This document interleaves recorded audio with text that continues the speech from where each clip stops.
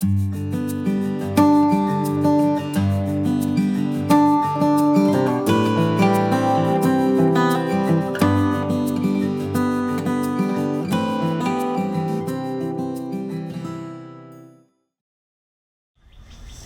I'm Jinny Beyer. Welcome to our border print series. This is the second lesson in the series, all about working with hexagons. My first quilt was a grandmother's flower garden that I began while I was living in India.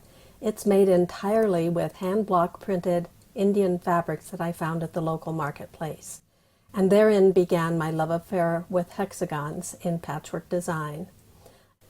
An early find of mine was this beautiful antique quilt from the early 1800s. You can see how the maker cut the pieces out painstakingly, fussy cutting them so that identical portions of the fabric appeared in each row of colors. We can do the same with our patchwork today. You take a hexagon, find a mirror line on it, and place it in various parts of the same fabric, and you get many different effects. It's fun to see if you can make every one of the flowers of the garden quilt different. If you'd like to give this quilt a try, just start with your favorite border print, download this page that contains the templates, and go for it. I also like to use border prints in a larger hexagon.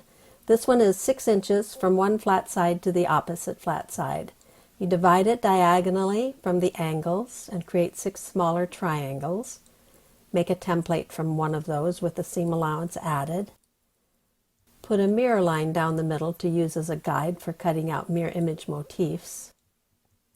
Select a fabric. This one shows you both horizontal mirrors and vertical mirrors. You line the template mirror line up with one of those mirror lines. I like to plan to have a line from the border print fall just inside the sewing line. Gives a nice little frame when those pieces are cut out. I also like to mark a portion of the design directly onto the template to use as a guide. Then you can cut 5 more pieces identical to the first one, and they will all go together to form this beautiful little kaleidoscopic image. Another way you can do this if you don't have 6 identical mirror image pieces is to cut it in an odd place on the border print. Let me show you. Here you see the 2 mirror image possibilities, but the template has gone on a part that doesn't contain that mirror image.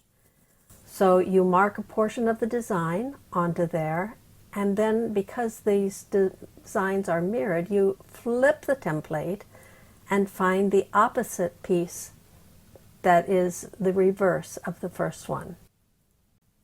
Then you put these 2 together, they will mirror,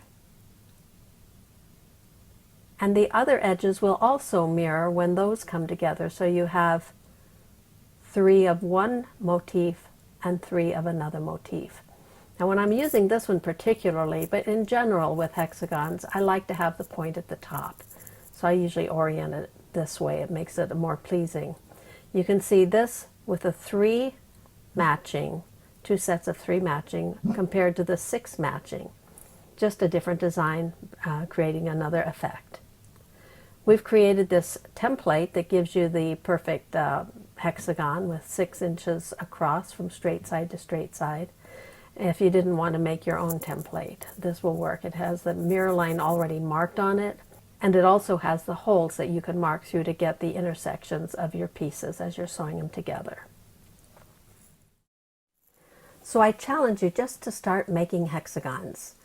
Gather all your scraps of fabric of leftover hexagons, or get one of our half-yard coordinated bundles and just make a bunch of hexagons, and then see some of the fun ways that you can put them together. For instance, Gail Rupp put them side by side to each other. She made every hexagon different, and she's got I don't know how many different border print fabrics that she'd been collecting bits and pieces of over the years. You'll notice this particular one is one of those that has not 6 mirror image motifs that are identical, but the 3 and the 3. She didn't have enough to do 6 of one motif. Another way of putting these together is to put them with a setting triangle in between. Here you see the triangle. It's the same exact size triangle as you used for cutting the border print hexagon, so you don't need another shape or template or anything. And you sew them in diagonal rows like this.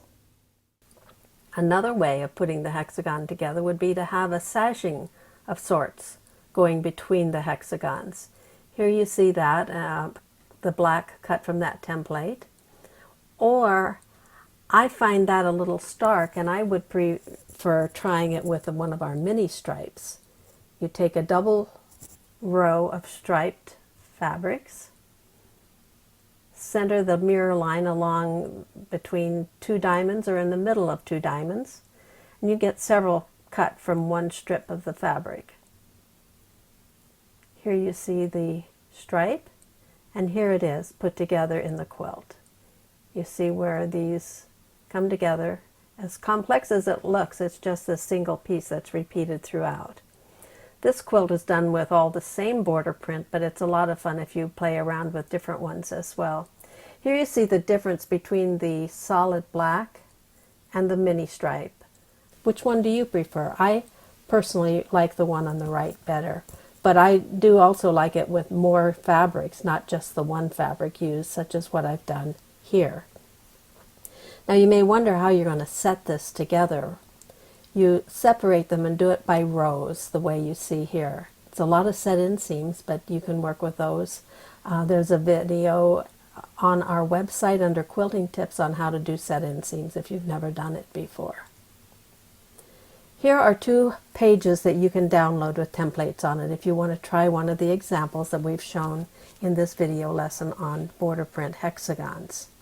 I hope you've enjoyed this second lesson in our border print series, working with border print hexagons. Have fun playing around with hexagons until the next month comes along, and we'll give you some new ideas on how to work with border print triangles.